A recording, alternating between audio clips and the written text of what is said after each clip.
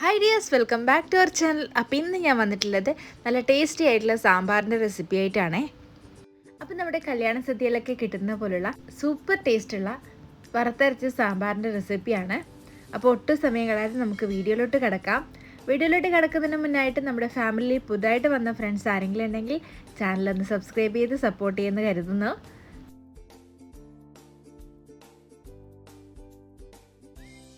അപ്പോൾ സാമ്പാർ ഉണ്ടാക്കാനായിട്ട് ഞാനൊരു കുക്കർ എടുത്തിട്ടുണ്ട്. ഇനി അതിലോട്ട് നമുക്ക് പരിപ്പ് ചേർത്ത് കൊടുക്കാം. ഞാനൊരു 1/4 കപ്പോളം പരിപ്പാണ് കേട്ടോ ചേർത്ത് കൊടുക്കുന്നത്. ചുവന്ന പരിപ്പാണ് എടുത്തേക്കുന്നത്. അപ്പോൾ ഇത് ഞാൻ പരിപ്പൊക്കെ കഴുകി എടുത്തുകൊണ്ട് വന്നിട്ടുണ്ട്. ഇനി നമുക്ക് ഇതിലോട്ട് ഇട്ട് കൊടുക്കാം. ഇനി ഞാൻ അതിലോട്ട് ഇട്ട് കൊടുക്കുന്നത് ഉരുളക്കിഴങ്ങാണ്. ഇപ്പം ഞാൻ ഒരു ഉരുളക്കിഴങ്ങാണ് കേട്ടോ കട്ട് ചെയ്തെടുത്തേക്കുന്നത്. ഇനി അതിലോട്ട് നമുക്ക് മുരിങ്ങക്കായ ഇട്ട് കൊടുക്കാം. ഇനി ഞാൻ അതിലോട്ട് ക്യാരറ്റ് ഇട്ട് കൊടുക്കുകയാണ്. ക്യാരറ്റ് ഞാൻ ഇവിടെ 2 ക്യാരറ്റോളം എടുത്തിട്ടുണ്ട്. സാമ്പാറിലെ ക്യാരറ്റ് കഴിക്കാനായിട്ട് ഇവിടെ എല്ലാവർക്കും ഭയങ്കര ഇഷ്ടമാണ് കേട്ടോ. അപ്പോൾ അതുകൊണ്ട് ഞാൻ 2 ക്യാരറ്റോളം എടുത്തിട്ടുണ്ട്. പിന്നെ സാമ്പാറിലിടുന്ന കഷ്ണങ്ങളൊക്കെ നമ്മുടെ ഇഷ്ടത്തിനനുസരിച്ച് ഇടാവുന്നതാണ് കേട്ടോ. ഇനി ഞാൻ അതിലോട്ട് ഒരു സവാള കട്ട് ചെയ്തതാണ് അതിട്ട് കൊടുക്കുകയാണ്. പിന്നെ ഞാൻ അതിലോട്ട് തക്കാളി ഇട്ട് കൊടുക്കുകയാണ്. തക്കാളി അത്യാവശ്യം വലിപ്പമുള്ള തക്കാളിയാണ് കേട്ടോ. ഇനി അതിലോട്ട് എരിവിന് ആവശ്യത്തിന് പച്ചമുളക് ചേർത്ത് കൊടുക്കുകയാണ്. ഞാനിവിടെ ഒരു 5ഓളം പച്ചമുളക് എടുത്തിട്ടുണ്ട്. ഇനി അതിലോട്ട് ഞാൻ വെളുത്തുള്ളിയാണ് കേട്ടോ ചേർത്ത് കൊടുക്കുന്നത്. ഇനി അതിലോട്ട് ഞാൻ ചെറിയ കഷ്ണം ഇഞ്ചി ചെറുതാക്കി കട്ട് ചെയ്ത് ചേർത്ത് കൊടുക്കുകയാണ്. ഇനി ഇതിലോട്ട് നിങ്ങൾക്ക് വഴുതനങ്ങയൊക്കെ ഉണ്ടെങ്കിൽ അതൊക്കെ ചേർത്ത് കൊടുക്കാവുന്നതാണ് കേട്ടോ. വഴുതനങ്ങ, പച്ചക്കായ അതൊക്കെ ചേർത്ത് കൊടുക്കാവുന്നതാണ്. ഇപ്പം ഞാൻ ഇത്രയേ ചേർത്ത് കൊടുക്കുന്നുള്ളൂ. ഇനി അതിലോട്ട് നമുക്ക് പൊടികളൊക്കെ ചേർത്ത് കൊടുക്കാം. ഞാനിവിടെ 2 ടേബിൾ സ്പൂണോളം മല്ലിപ്പൊടി ചേർത്ത് കൊടുക്കുകയാണ്. ഇതിപ്പോൾ വറുത്ത മല്ലിപ്പൊടിയാണ് കേട്ടോ, അതുകൊണ്ടാണ് ഞാൻ ഡയറക്റ്റായിട്ട് ചേർത്ത് കൊടുക്കുന്നത്. അപ്പോൾ ഈ വറുത്ത മല്ലിപ്പൊടിയുടെ റെസിപ്പി വേണമെന്നുണ്ടെങ്കിൽ നമ്മുടെ ചാനലിൽ തന്നെ ഞാൻ വീഡിയോ ഇട്ടിട്ടുണ്ട്. അപ്പോൾ കാണാത്തവർ കയറി കണ്ടു വെക്കുക. ഇനി അതിലോട്ട് ഞാൻ 1/2 ടേബിൾ സ്പൂണോളം മുളക് പൊടി ചേർത്ത് കൊടുക്കുകയാണ്. ഇത് അത്യാവശ്യം എരിവുള്ള മുളക് പൊടിയാണ് കേട്ടോ. ഇനി അതിലോട്ട് ഞാൻ ഒരു 1/4 ടീസ്പൂണോളം മഞ്ഞൾപ്പൊടി ചേർത്ത് കൊടുക്കുകയാണ്. ഇനി അതിലോട്ട് ഞാൻ ആവശ്യത്തിന് ഉപ്പ് ചേർത്ത് കൊടുക്കുകയാണ്. ഇൻ കേസ് ഈ ഒരു ടൈം നിങ്ങളുടെ കയ്യിൽ വറുത്ത മല്ലിപ്പൊടി ഇല്ലാന്നുണ്ടെങ്കിൽ 2 ടേബിൾ സ്പൂണോളം വറുക്കാത്ത മല്ലിപ്പൊടി, പിന്നെ ഒരു 1/2 ടേബിൾ സ്പൂണോളം മുളക് പൊടി, പിന്നെ 1/4 ടീസ്പൂണോളം മഞ്ഞൾപ്പൊടി എടുത്തതിന് ശേഷം ഒരു പാനിലിട്ട് സെപ്പറേറ്റ് ആയിട്ട് വറുത്തെടുത്തതിന് ശേഷം ഇതിലോട്ട് ഇട്ട് കൊടുത്താലും മതി. ഇനി അതിലോട്ട് ഞാൻ ആവശ്യത്തിന് വെള്ളം ഒഴിച്ച് കൊടുക്കുകയാണ്. നമ്മൾ ഇട്ട് കൊടുത്ത പച്ചക്കറികളുടെയൊക്കെ ഒപ്പത്തിനായിരിക്കണം വെള്ളം ഒഴിച്ച് കൊടുക്കാനായിട്ട്. ഈ ഒരു രീതിയിൽ വേണം കേട്ടോ വെള്ളം ഒഴിച്ച് കൊടുക്കാനായിട്ട്. ആ പച്ചക്കറിയുടെ ഒപ്പം നിൽക്കണം നമ്മൾ ഒഴിച്ചു കൊടുക്കുന്ന വെള്ളം. ഇനി ഇത് നന്നായിട്ടൊന്ന് മിക്സ് ചെയ്തെടുക്കുക. ഇപ്പം ഞാൻ വെണ്ടയ്ക്ക ഇട്ട് കൊടുത്തിട്ടില്ല, വെണ്ടയ്ക്ക അവസാനമാണ് ഞാൻ ചേർത്ത് കൊടുക്കുക. ഇനി ഇത് ഒരു വിസിൽ വരുന്നവരെ വേവിച്ചെടുക്കണം കേട്ടോ. ഒരു വിസിൽ വന്നതിന് ശേഷം ഫ്ലെയിം ഓഫ് ചെയ്ത് അതിൻ്റെ പ്രഷറൊന്നും കളയേണ്ട ആവശ്യമൊന്നുമില്ല. അങ്ങനെ തന്നെ വെച്ചാൽ മതി, ഓവർ കുക്കാവൊന്നും ഇല്ല കേട്ടോ. ആ ഒരു ടൈം കൊണ്ട് നമുക്ക് നമ്മുടെ തേങ്ങ വറുത്തെടുക്കാം. അതിനായിട്ട് ഞാനൊരു ഇരുമ്പിൻ്റെ ചട്ടി അടുപ്പിലോട്ട് വെച്ചിട്ടുണ്ട്. ഇനി അതിലോട്ട് 1 കപ്പോളം തേങ്ങ ഇട്ട് കൊടുക്കാം.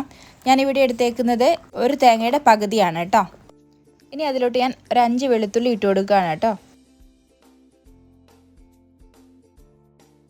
ഇനി അതിലോട്ട് ഞാൻ ചെറിയുള്ളി കട്ട് ചെയ്ത് ഇട്ട് കൊടുക്കുകയാണ്. ഒരു 4ഓളം ചെറിയുള്ളി കട്ട് ചെയ്തെടുത്തതാണ്.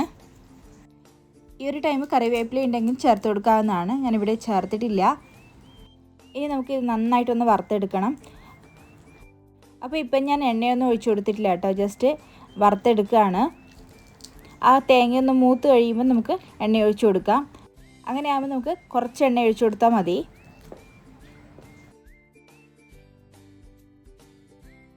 അത് മാത്രമല്ല, തേങ്ങ വറുത്തെടുക്കുമ്പോൾ വെളിച്ചെണ്ണ തന്നെ യൂസ് ചെയ്യണം കേട്ടോ, വേറെ ഒരു ഓയിലും യൂസ് ചെയ്യാൻ പാടില്ല. ഇപ്പം നമ്മുടെ തേങ്ങയൊക്കെ ജസ്റ്റ് ഒന്ന് വാടി വന്നിട്ടുണ്ട് കേട്ടോ. ഇനി നമുക്ക് ഇതിലോട്ട് വെളിച്ചെണ്ണ ഒഴിച്ചു കൊടുക്കാം. ഞാനിവിടെ ഒരു 2.5 ടേബിൾ സ്പൂണോളം വെളിച്ചെണ്ണയാണ് ഒഴിച്ചു കൊടുക്കുന്നത്. ഇനി നമുക്ക് ലോ ഫ്ലെയിമിലിട്ടിട്ട് നന്നായിട്ടൊന്ന് വറുത്തെടുക്കാം. ഈ ഒരു തേങ്ങ ബ്രൗൺ കളറാണ് കേട്ടോ, അതുവരെ നമ്മൾ വറുത്തെടുക്കണം.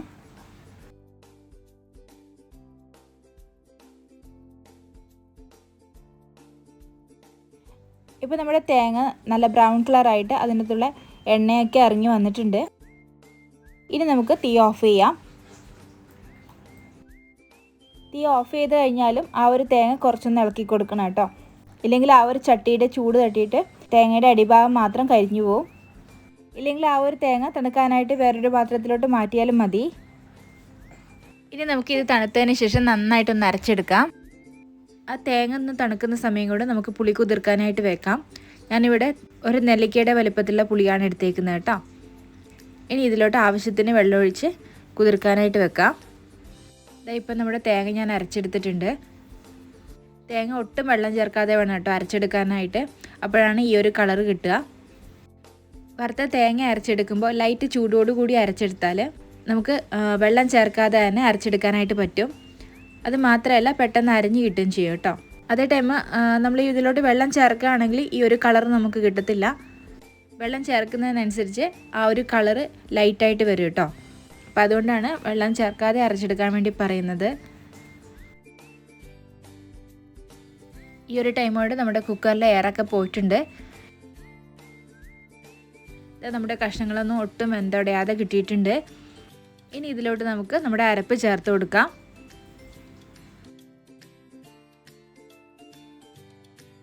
ഇനി ഇത് നമുക്ക് നന്നായിട്ടൊന്ന് ഇളക്കി കൊടുക്കാം കേട്ടോ. ആ അരപ്പ് നമ്മുടെ കറികളിൽ എല്ലായിടത്തും എത്തുന്ന രീതിയിൽ നന്നായിട്ടൊന്ന് ഇളക്കി കൊടുക്കാം. നമ്മളിതുപോലെ കുക്കറിൽ സാമ്പാർ വെക്കുമ്പോൾ സാധാരണ പരിപ്പ് വേറെ തന്നെ വേവിക്കുകയാണ് ചെയ്യാറ്. അപ്പോൾ ഇതുപോലെ ചെയ്യുകയാണെങ്കിൽ വളരെ എളുപ്പത്തിൽ കഷ്ണങ്ങളൊന്നും വെന്ത് പോകാതെ തന്നെ നമുക്ക് സാമ്പാർ ഉണ്ടാക്കാനായിട്ട് പറ്റും. ഇപ്പോൾ കണ്ടില്ലേ, കഷ്ണങ്ങളൊന്നും ഉടഞ്ഞൊന്നും പോയിട്ടില്ല. അത് മാത്രമല്ല, പരിപ്പ് എടുക്കുമ്പോൾ ചുവന്ന പരിപ്പ് എടുക്കാനായിട്ട് ശ്രദ്ധിക്കണം. അതിനാണ് കേട്ടോ ഇച്ചിരി കൂടി ടേസ്റ്റ് കൂടുതൽ. ഇനി നമ്മുടെ അരപ്പൊക്കെ നന്നായിട്ടൊന്ന് തിളച്ച് വരട്ടെ. ഇപ്പോൾ നമ്മുടെ കറിയൊക്കെ നന്നായിട്ട് തിളച്ച് വരുന്നുണ്ട്. ഇനി ഇതിലോട്ട് നമ്മൾ സോക്ക് ചെയ്ത് വെച്ചിരിക്കുന്ന പുളി ചേർത്ത് കൊടുക്കാം. പുളിയൊക്കെ ചേർത്ത് കൊടുക്കുന്നത് നിങ്ങളുടെ ടേസ്റ്റിനനുസരിച്ച് ചേർത്ത് കൊടുക്കണം. ചിലവർക്ക് പുളി അധികം താല്പര്യം ഉണ്ടാവില്ല. അങ്ങനെയുള്ളവരാണെങ്കിൽ കുറച്ച് ചേർത്ത് കൊടുത്താൽ മതി കേട്ടോ. ഇനി ഇത് നന്നായിട്ടൊന്ന് ഇളക്കി കൊടുക്കാം. ഇനി നമുക്കിതിലോട്ട് വെണ്ടക്ക ചേർത്ത് കൊടുക്കാം. ഞാനിവിടെ ഒരു 6 വെണ്ടക്ക കട്ട് ചെയ്തെടുത്തതാണ്. അത് ഞാൻ കറിയിലോട്ട് ഇട്ട് കൊടുക്കുകയാണ്. സാമ്പാറിലോട്ടൊക്കെ വെണ്ടക്ക ചേർത്ത് കൊടുക്കുമ്പോൾ പുളി ഒഴിച്ചതിന് ശേഷം മാത്രം വേണം ചേർത്ത് കൊടുക്കാനായിട്ട്. എന്നാൽ മാത്രമേ അതിൻ്റെ വഴുവഴുപ്പ് മാറത്തുള്ളൂ കേട്ടോ. ഇല്ലെങ്കിൽ നമ്മുടെ കറിയിലൊക്കെ ആ ഒരു കൊഴുപ്പുണ്ടാവും.